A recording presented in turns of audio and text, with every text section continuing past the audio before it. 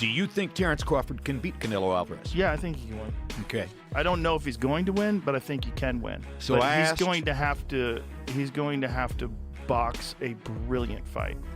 And I think that Crawford is brilliant as a boxer.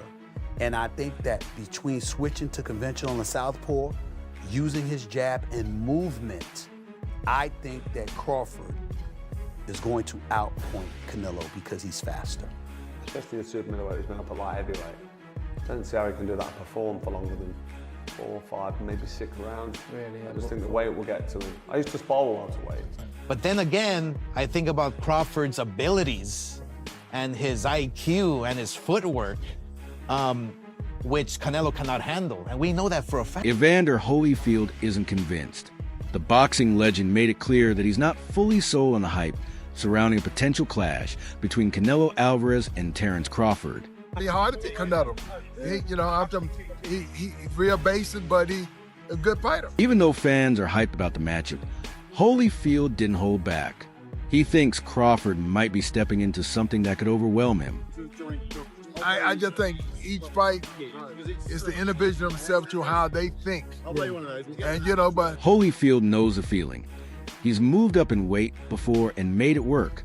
So when he speaks, it matters. He's not knocking Crawford, but he's leaning toward Canelo. Holyfield called Canelo a basic fighter. Not in a bad way, but in a way that shows he sticks to the essentials. And when done right, that could be deadly. He thinks Canelo's power and comfort at that weight will be tough for Crawford to handle. He wants to move up 3 weight classes, Terence does, and fight Canelo. What do you think of that? For Canelo's undisputed titles. it can be hard to beat Canelo. He's real basic, but he's a good fighter. Joe Rogan, the voice of the UFC and host of a top-rated podcast, weighed in on the fight too. Rogan's got nothing but respect for Crawford. He's a big fan, but says Crawford will need to fight a smart, mistake-free match to win. Rogan suggested a slower build-up might be wiser. Do you think Terence Crawford can beat Canelo Alvarez? Yeah, I think he can win. Okay. I don't know if he's going to win, but I think he can win. So but he's going to have to box a brilliant fight. At 37, Crawford is reaching for greatness. The Omaha-born star wants to become the first boxer to win undisputed titles in 3 weight classes. That's a big dream, and one that would cement his place in history. But to do that, he has to beat a man who's naturally bigger, stronger, and used to taking hits from heavier opponents than Crawford's ever. Be myself and just don't get careless in the ring, and stay sharp all 12 rounds if it goes 12 rounds. I think that's the only thing that I need to do, and make sure that in training that I sharpen up all my tools. On the other hand, Stephen A. Smith sees it a whole different way. He recently said he believes Crawford will pull it off and win by decision. I think he said this. He said Crawford could find himself in trouble, and I'm not sure it was him, but I think it was him. He said Crawford could find himself in trouble if he decides to engage with Canelo, because Canelo is the naturally bigger, strong fighter. And I don't care that Crawford's gotten bigger, and I don't care that Crawford's going to go in there just as big as Canelo. Canelo is accustomed to fighting at the weight, and Crawford is not. And Canelo is a genius in this regard. Talking with Andre Ward on his podcast, Stephen A. said knocking out Canelo isn't likely, but a smart fighter like Crawford, who moves well, throws sharp jabs, and switches up a stance, could definitely outpoint him.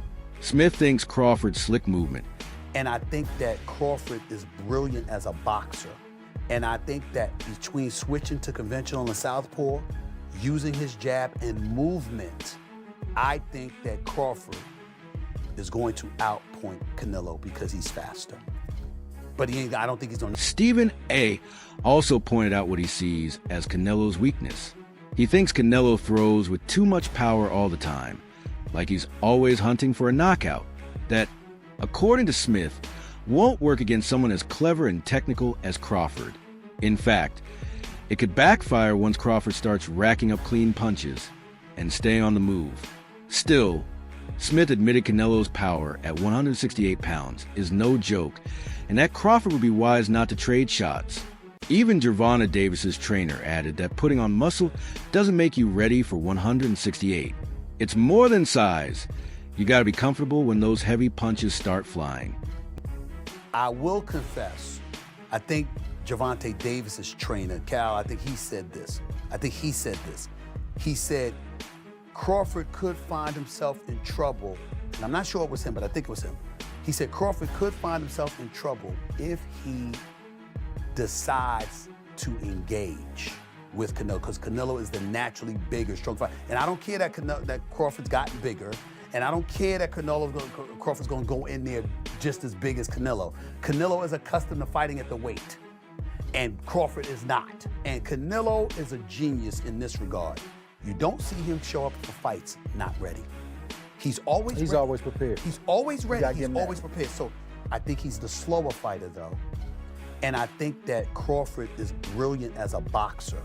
And I think that between switching to conventional and southpaw, using his jab and movement, I think that Crawford is going to outpoint Canelo because he's faster. But I don't think he's going to. What's also unique about this event is the undercard setup. Turki Alashik, the guy behind Riyadh season, is switching things up. Instead of packing all the undercard fights into one night, he's spreading them over 2 or 3 days. The goal is to give new fighters more time in the spotlight. He said over 20 fights are planned, mostly with fresh talent from around the world, all aiming to get noticed. The undercard, it will be between 2 or 3 days, imagine, for 2 or 3 days.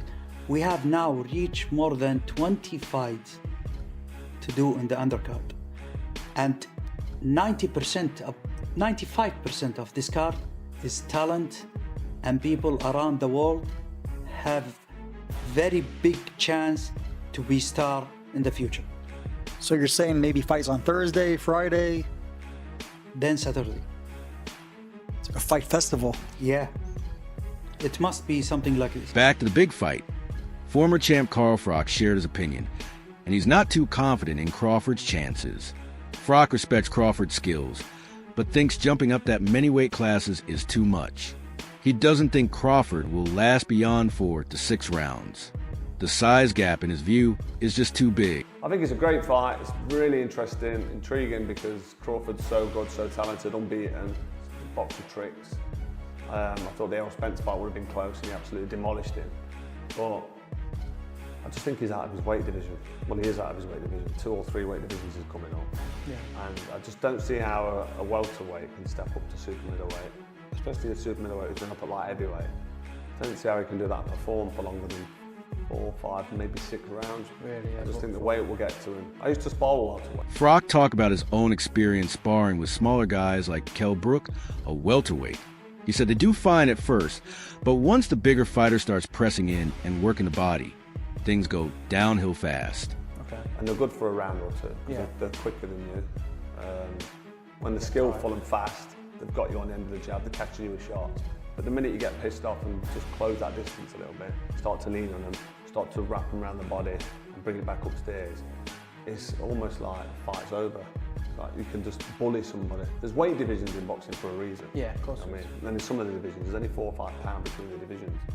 This is Terence Crawford coming up 3 weight divisions, coming up from 147 all the way up to 168, super middleweight, against a guy who's established at super middleweight, undisputed king, and he's won titles at light heavyweight as well.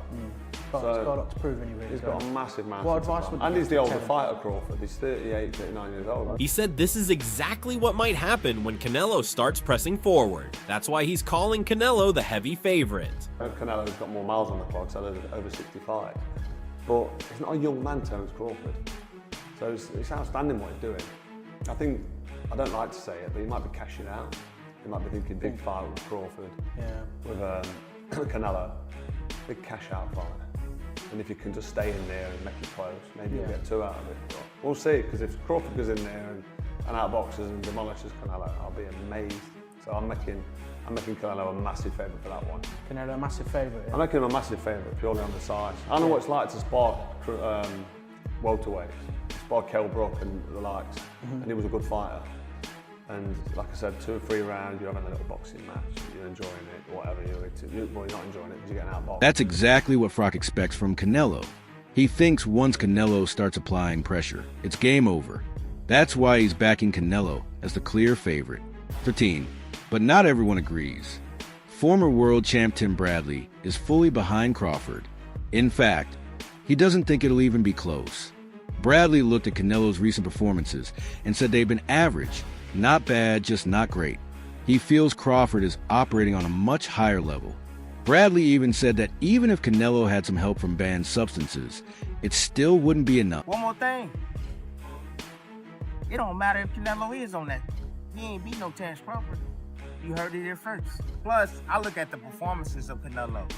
I look at his last performances. I mean, they've been all right, you know.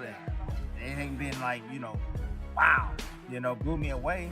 So I'm not really worried about all of that. And the same thing goes with Crawford. I know he's with Snack, and I know some news came out this week and all of that, but I personally believe that Snack is clean. I think it's a conflict of interest, the fact that, hey, he knows how to beat the system, quote unquote, make the contact, but at the same time, I think Snack, you got products going around the world, this and that. I mean, all these athletes are testing. They're not testing anything or positive by using Snack at all. So I think it's safe. There's no doubt about it. And Bradley's not the only one speaking up. Oscar de la Hoya, Hall of Famer, and Canelo's ex-promoter, said Crawford's skill set is just too strong. He doesn't think Canelo can match Crawford's speed, accuracy, or ring intelligence. And de la Hoya has seen Canelo's career up close. But then again, I think about Crawford's abilities and his IQ and his footwork, which Canelo cannot handle. And we know that for a fact. It happened with Bivol, it happened with Mayweather, who schooled him left and right with no problem, and Canelo was way stronger than Mayweather. So there's Don't a lot you think of... Canelo's a better fighter than he was then? Today? A better fight? Yeah, a little better. Yeah, his footwork is still the same. He's flat-footed. He's very heavy on his feet. Obviously, Canelo has the power to hurt anyone. In this game, power means a lot. If you can't keep your guy off you, or you don't know how because it's too much pressure, and the one thing about Crawford is that he knows how to handle the... Bernard Hopkins also weighed in, offering a more balanced take. He praised Crawford for stepping up to such a big challenge. Hopkins said that's what true champions do. He believes Crawford can pull off the upset with a solid plan and heart. But Hopkins also said Canelo's no joke. It's going to be a serious test for both men. Chance. He have a great chance because his heart, his talent, and also his game plan and his strategy. But Canelo is no pushover. I've watched Canelo for multiple years. Again, the best is fighting the best. And Crawford dared to be great. And this is one of the ways you do it. And you tell the world, watch, pay attention. Crawford hasn't been talking trash in the lead up to this. He knows just how big of a risk he's taking. Going from welterweight to super middleweight isn't a small jump. It's skipping several divisions. That's part of what makes the fight so exciting. He's not playing it safe. He's going all in. I don't care about nobody else. And you will see that. So when I beat you, is you gonna be a nobody? When I stump a mud hole in your ass, is you gonna be a nobody? Things everybody else been saying since I moved to 147, I ain't fought nobody. Every last one of them. Stump a mud hole in their ass and he gonna be next. And the stakes? They're massive, not just for legacy, but for money too. This fight is expected pulling around $200 million. That shows just how huge this event is. It's not your typical fight. It's a full-blown mega event. Terence gotta be Terence, bro. He's a real deep thinker. He processed fights like nobody else. And he's processed this Canelo fight. He's seen it. He went through it 2 or 3 times already. He knows how this ends. You can tell the way he shadow boxes. He visualizing Canelo being right there in front of him. You understand? Look at the movement. That's all you got to do. Look at the movement. And that's the type of master boxer that Canelo is going to be facing. And the only thing I say is Canelo hasn't faced an opponent like this in a long time. You know what I mean? I think Canelo's going to have to go back. At the core, this fight isn't only about who hits harder or moves faster. It's about who performs best when the pressure's on. Canelo has the power, the size, and big fight experience. He's been in deep waters before. But Crawford brings sharp thinking, quick hands, and elite technique. He's chasing something big, and boxing thrives on that kind of ambition.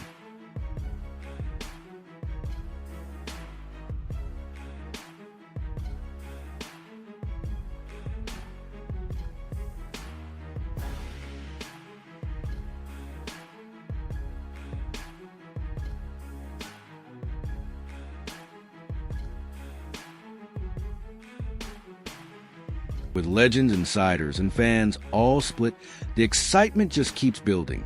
Some say Canelo's strength and style will be too much. Others think Crawford's speed and skill will win the day. Either way, it's one of the biggest fights in recent memory. On September 13th, Allegiant Stadium in Las Vegas will be electric, and fans around the world will be watching. The talk won't stop until the first bell rings. But when it does, it'll be all about Canelo versus Crawford. Two of the best battling to make history. If you're hyped, hit that like button, share your pick in the comments, and spread this to fellow boxing fans. And don't forget to subscribe to Ring Rivalry. This is a home of Fight Night.